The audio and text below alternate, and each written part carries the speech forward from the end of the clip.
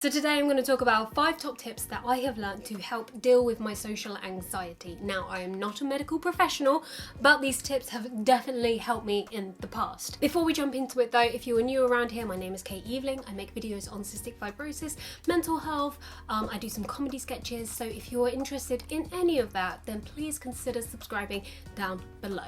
So I've dealt with social anxiety for as long as I can remember. I actually made a video on it a couple of years ago now about how it affects me, so if you want to check that out, I will leave it up here and in the description bar below. But in this video I'm going to share 5 top tips for before, during and after an event that's helped me do stuff like go down to Southampton by myself, which I would never be able to do before. But first of all, I'm going to tell you about a little story that happened to me a while ago now, and it was probably one of the worst moments of my social anxiety experience. So I'm going to share it all with you because, you know, we're all in this together.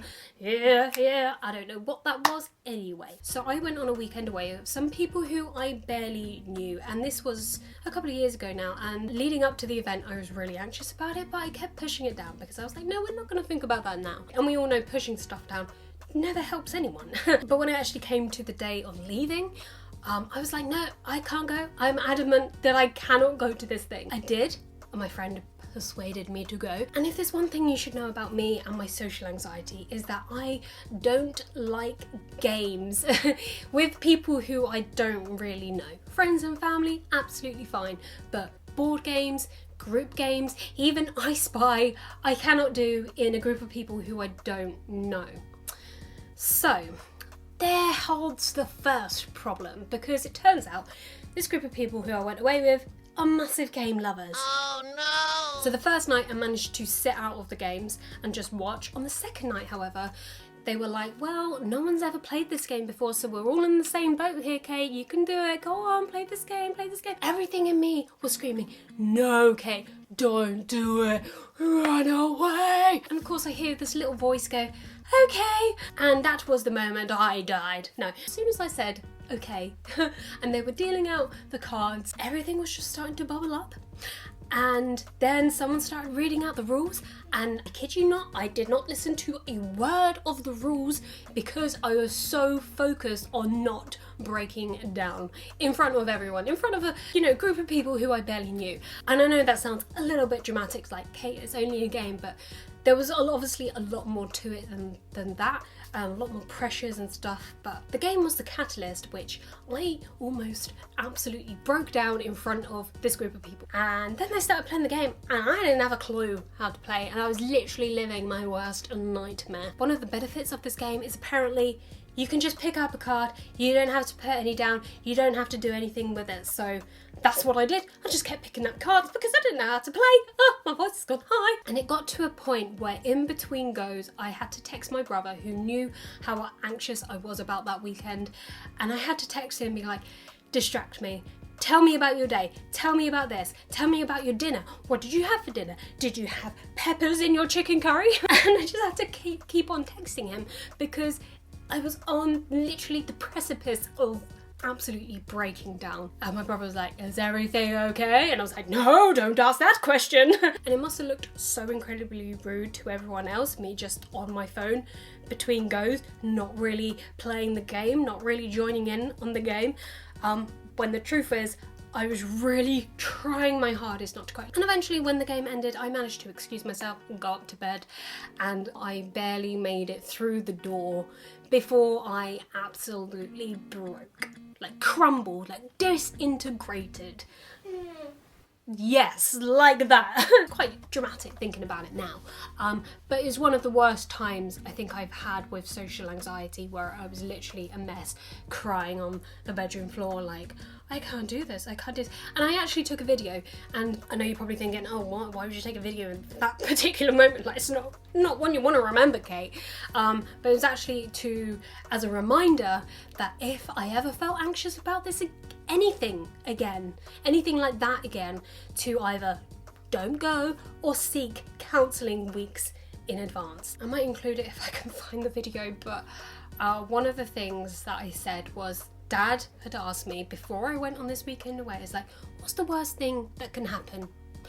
And I sat there on this floor, and I was like, this is the worst thing that could happen. Me fully breaking down in front of people who I barely even know. Something I've been worrying about for months and months.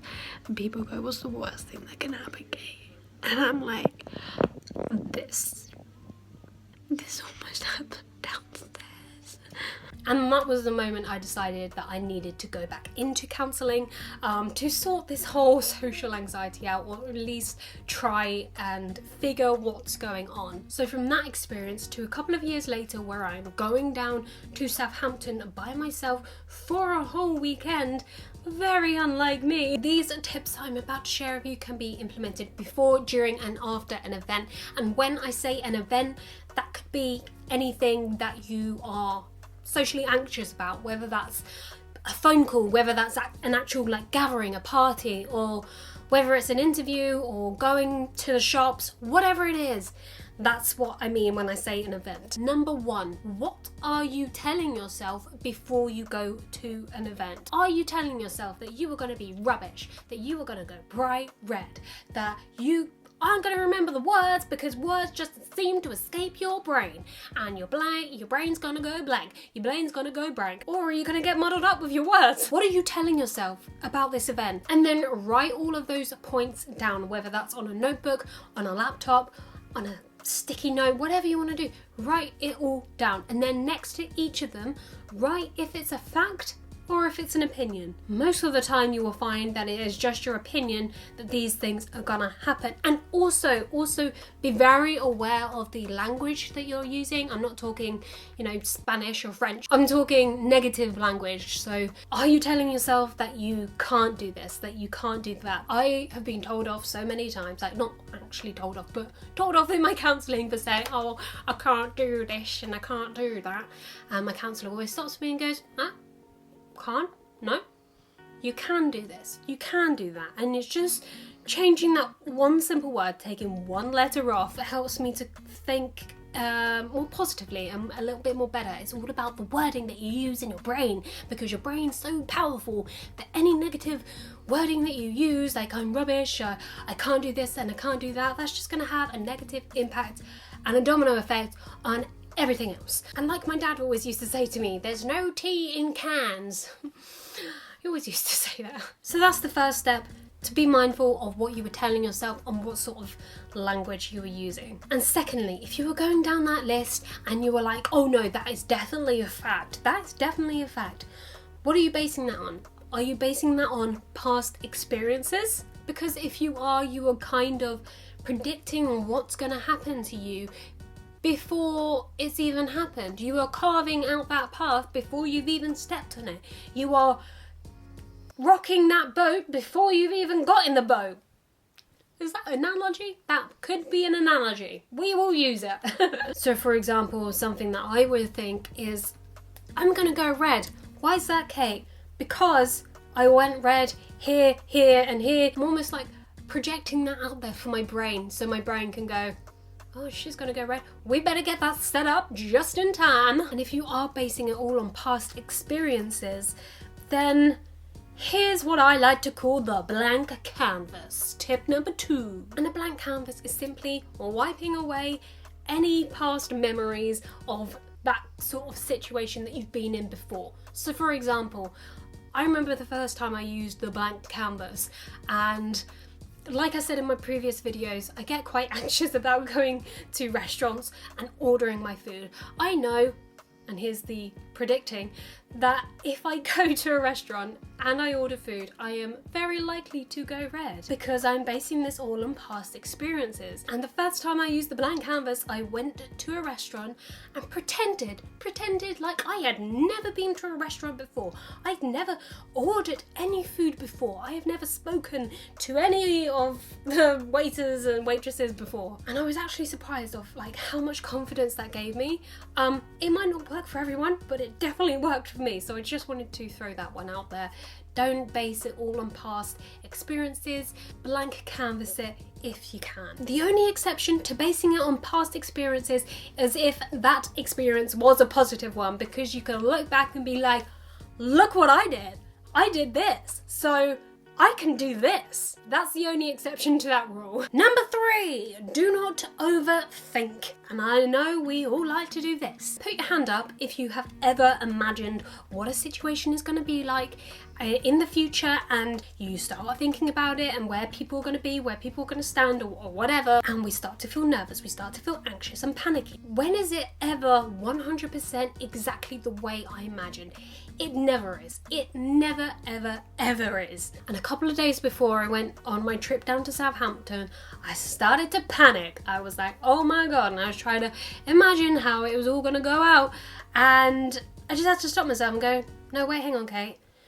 When does it ever happen like this? You always think of like the worst case scenarios. It doesn't happen exactly how it is in your brain. So the next time you start to imagine what a situation is going to be like and you start to overthink it, stop yourself from falling down that pit, because guess what, guys? You can't predict the future. And if you can you let me know next week's lottery numbers? That would be fab. So tip number 4 is for during an event, and it's probably the most useful tip that I have ever used and continue to use, and it is to take it one step at a time. Be present. So for example, if you are in a situation where you feel like you are starting to panic, like I did on the train down to Southampton, literally I was like, what am I doing? Oh my God.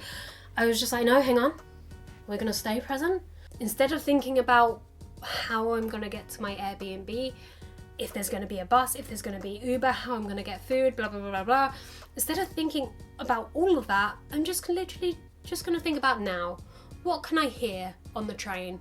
What can I see? And this one really helps to ground me, is what can I feel? I can feel my feet on the floor and my bum on the seat. I can feel my earrings in my ears, my watch on my wrist, or you know, all of these sorts of things. You start to check in with each part of your body and you're like, oh, actually, yeah, my shoulders are really tense, or yeah, my tongue is stuck to the roof of my mouth, which is what I find often when I am in an anxiety mood. I'm like, so check in with different parts of your body and remind yourself that this very second matters. That is all that matters, this very second. Not in 30 minutes, not in 2 hours time, just this very second. It sounds really simple and really easy, but it's just such a massive difference. Well, it's made such a massive difference to me anyway. And mindfulness is quite a big part of what I've learned in counselling and CBT. So yes, that's tip number 4. Take it one step at a time and be present. And here is a little bonus tip for you, and something that I have to remind myself quite a lot, is to trust yourself. So many times I've been in a situation where I'm like, I'm not going to be able to do this. I'm not going to be able to do this because my level of intelligence is like, nah. When in actual fact, I will find the right platform to get on to go to this place. And if I don't know, or if I'm not sure, 1, there is Google, of course, and 2, if it does get very desperate, then I can ask someone and be like, am I on the right platform? Because, you know, at the end of the day, you are great, you are intelligent, and it's all about using those positive affirmations, isn't it? So tip number 5, and this is the last tip for after the event or situation, which is to don't beat yourself up about whatever happened. Hello, this is Editing Kate. I just want to jump on here and say that I'm noticing that I'm saying don't do this and don't do that quite often in this video. And obviously that's not using the positive affirmations that we talk about. I just want to be the first to rectify that mistake and say that I meant to say try not to do this and try not to do that. So yeah, I just wanted to jump on here and say that really quick. Evidently I'm still learning at this too, so back to the main video. Bye. Don't go over every little detail and think, oh, I should have said this, I should have said that, because you are setting yourself up for the future events to base it on that past. Instead, if you can, learn from those experiences, learn from what maybe you didn't go quite well, or what you didn't say quite right. Learn from that and just let it go in your brain and tell yourself that you are freaking great, and you should be proud of yourself for going to this event, going to this situation, whatever it was, because you put yourself in a socially anxious situation and you survived. And that is something to be proud of every single time. And like everything to do with mental health, it is something you need to work on. There is no quick fixes if you want to see long-term results. And even though I went to Southampton, I still struggle with social anxiety. It's not like it's just gone. In fact, a couple of months later, I went to Menorca and couldn't even leave the villa. So it's not a quick fix. These are things that you have to work on consistently. I'm still working on them. If anyone else wants to share any of their tips on social anxiety, please drop them in the comment section below. We can all help each other out because we're all in the same boat here, right? And give this video a thumbs up if you thought it was useful, because it really does help out my channel, and subscribe if you wanna, and I will see you in the next one. Anyone else with social anxiety, just sweat buckets, because that is me. I literally cannot wear grey. That is why you cannot see my under armpits. My armpits. They're not called under armpits, are they?